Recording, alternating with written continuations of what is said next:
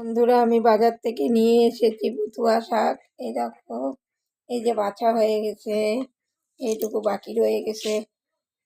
ভালো করে বেছে ধুয়ে নিয়ে আমি এটা রান্না করব, তো তোমরা দেখতে থাকো। কত নোংরা বেরিয়েছে দেখো, এই যে এতটুকু হয়ে গেছে। বেছে দেখতে থাকো ভিডিওটা। শাক এখানে আমি বেছে ধুয়ে নিয়েছি, এই যে দেখুন। আর নিয়ে নিয়েছি কয়েকটা রসুন, কাঁচা লঙ্কা, আর দেবো কালো জিরে। এই যে এখানে কড়াই বসিয়েছি, দেখতে থাকো। দিয়ে দিচ্ছি আমি সাদা তেল।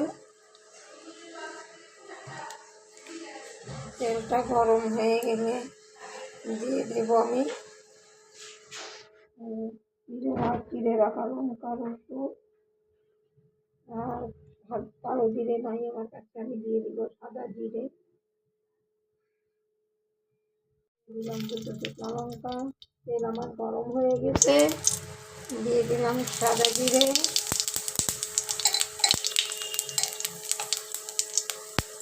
দিয়ে দিলাম রসুন কুচি।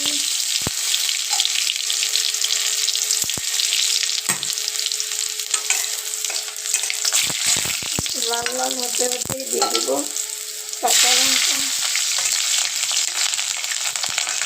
তারপরে দিয়ে দেবো শাক।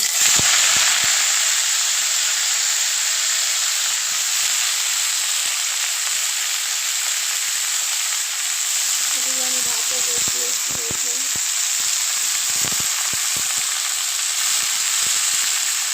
দেখতে থাকো।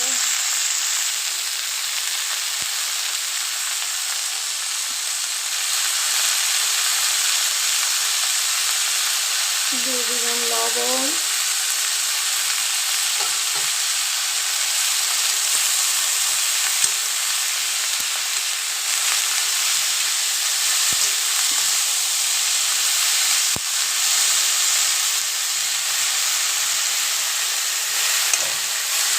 এবার দিয়ে দিলে আঁচটা কমিয়ে দিয়ে ঢাকা, আঁচটা একদম মিডিয়ামে রাখতে হবে।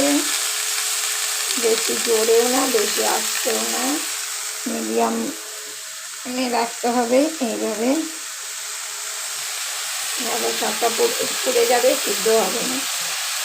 এবার দিয়ে দেবো আমি ঢাকা।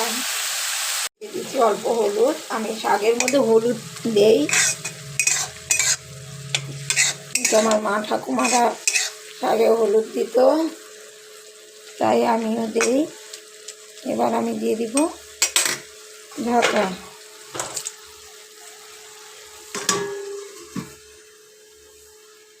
আমার শাক ভাজা কতটুকু হয়ে গেল।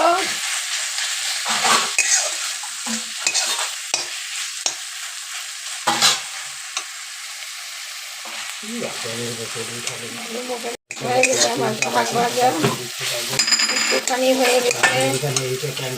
এই যে বন্ধুরা দেখো, শাকটা কত সুন্দর হয়েছে। একাঠি শাক দেখো কতটুক হয়ে গেছে। ভিডিওটা ভালো লাগলে লাইক করে পাশে থেকো, শেয়ার করো। রাখছি, তাহলে দেখা হবে পরের ভিডিওতে।